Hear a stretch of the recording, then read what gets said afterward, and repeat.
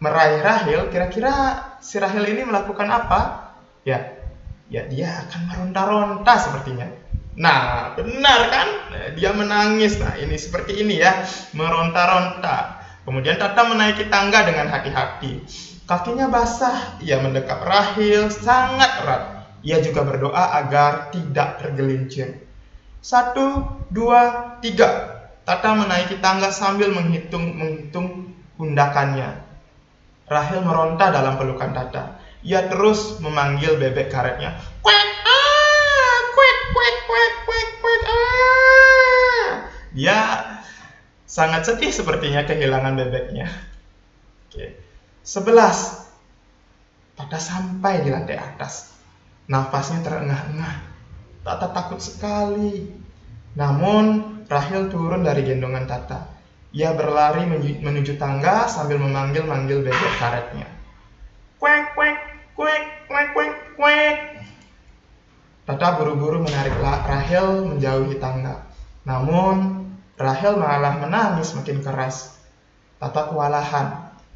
Ia kemudian berhasil menarik Rahel masuk ke dalam kamar. Tata lalu menutup pintu rapat-rapat. Tata memeluk Rahel. Ia pun menyanyikan lagu kesukaan Rahel. Sejenak, Rahel tenang. Namun tak lama kemudian tangisnya makin keras. Tata lalu menyalakan senter.